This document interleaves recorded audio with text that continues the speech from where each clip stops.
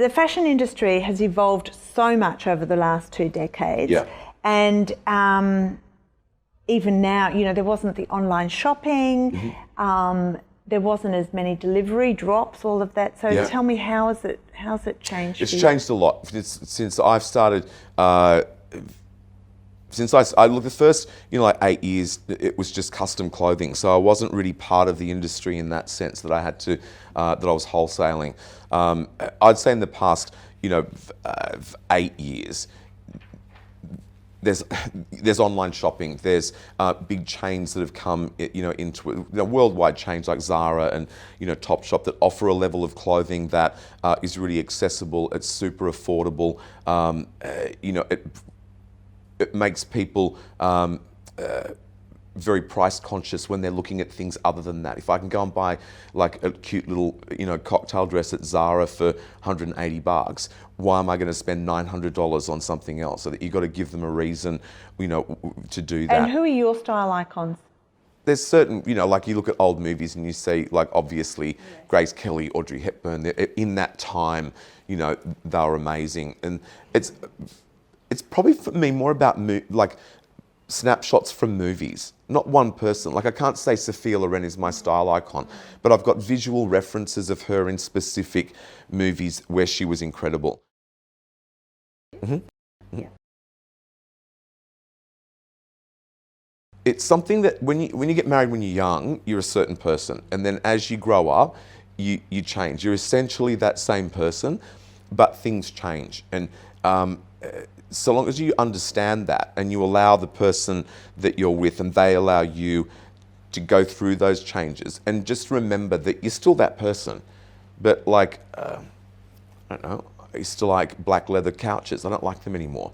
I like something else. Your taste changes and you just have to kind of, you're still going in the same direction. You meander in the same place, and pick your battles. Like, I never make an issue out of anything unless it's really important to me. People always ask me, or when they say, you know Alex, they always say, is he gay? Yeah. And I say to him, no, he's not gay. Yeah. So is that part of your costume? I'm not the straightest bloke on the block, never have been in that kind of way. And it's, I guess I play that up sometimes when it serves my purpose. It certainly, it works in some respects. People have said that from at school, like, you're a poofter. What, because I was at art, because I spoke differently, because I didn't, so I've known that for a long time, and it doesn't, it used to bother me when I was at school. It's like, why do they think that? And then I just, after I thought, whatever, I can't change what you think about anything, and I really need not to be concerned about it. But I camp it up, consciously. I know how to do that. It suits the purpose. Sometimes. Well, maybe I might jump to when Cassie came down the runway. That really caused a huge media storm, and it was me that kind of spoke out. Maybe we're a bit similar. I knew that though. Yeah, well, exactly. You admitted as well that it was a serious lapse of judgment. I knew it. I knew it on the day. What did you learn from that? What I learnt was that when we fit her, it was the night before. And it was late. I'd worked 16 hours. I was tired. We put her in the dress, and I knew that she looked thin. But I ignored it in my head. It's like, we've got so much to do. I just ignored it in my head. Out of it was a lapse of judgment. I was tired. I was embarrassed. It went through my mind thinking we should just cancel her. But it was the night before the show, and I felt bad for her. Thought, look, it'll be okay. Hair and makeup. Have you had plastic surgery? Define plastic surgery. Anything that requires cutting? More than No. Okay, no. So we've had the Botox, fillers, non-invasive. Yeah. And you know what? I've experimented with that. There were times that we went too far. Like, I remember Charlotte and we got Botox together, and we just said, no, come on, freeze us up. And then, like, about 2 weeks later, when it all kicked in, we just looked at each other and I said, I think it's a bit weird. I saw a photo. It's like, it was weird. It was like from here up, and it was weird. And I just thought, okay, but that's that experimenting of doing stuff and figuring out what's, like, you've got to have a little bit of movement. Like, you've got to be able to do that. So express yourself. Yeah, and I've never been scared of like experimenting with any of that stuff anyway. Just, you know, you've got to figure out what the right way is of doing it and not going overboard, which we're prone to doing. You want 2 meals? No, 4. The fashion industry is often seen as a glamorous party world. Have you ever been much of a partier?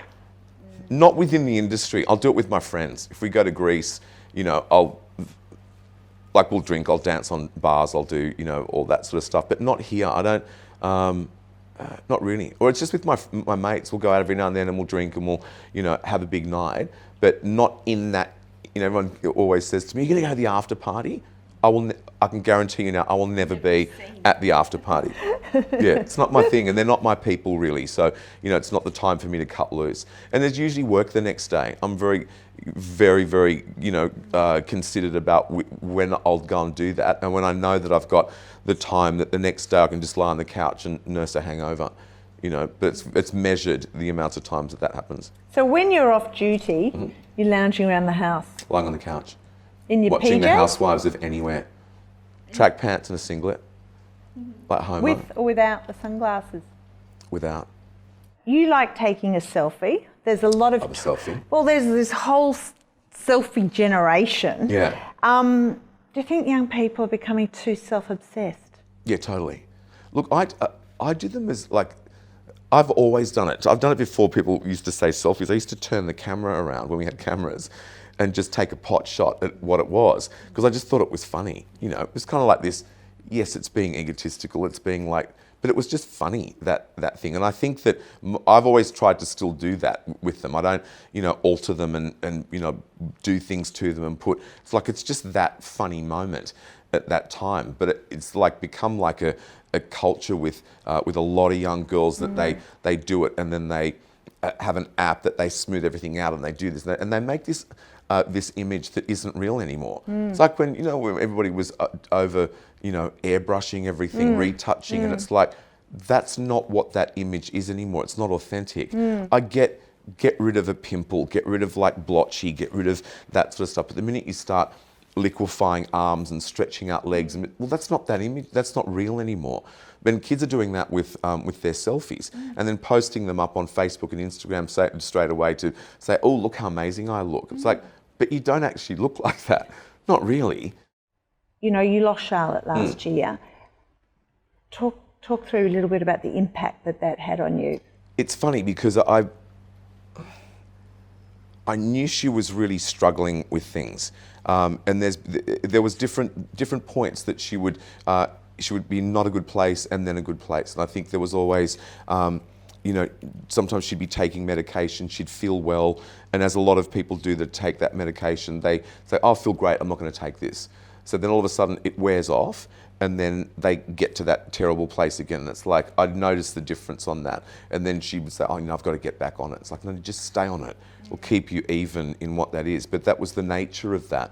Like, they feel, well, I'm okay, this is great, everything's good. But what about you? Because standing by and watching a really close friend go through that. Yeah, it was hard because you don't know what to do.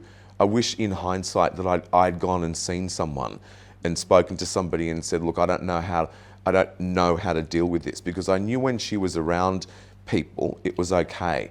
But I knew that when she wasn't, she would go through those things that just on your own. There's nobody there to help you, to check on you, to make sure that you pull out of it. She, you know, I remember once she'd get up in the middle of the night and she'd go to have a look at her Twitter. Like 2:33 in the morning. That was like an addiction.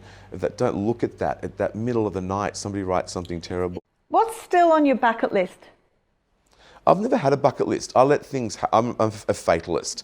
I think that things will be presented in front of you, and you will either take them or you will not take them. Never been a planner in that way, and somehow things have just always either come into my path, and I'll either grab onto them or I'll let them go. What do you want your legacy to be? That I was a good person. It's kind of not about work. It's not about that. I was a good person. That people loved me. That, you know, like they had good experiences with me. You know, because when you're gone, this is gone. Like, who cares? Do you know? But like that, you leave good memories with people about certain things. Goes back to when mum and dad we just want you to be happy. We want you to be good people. If I die and people say he was a great guy, I'm happy with that.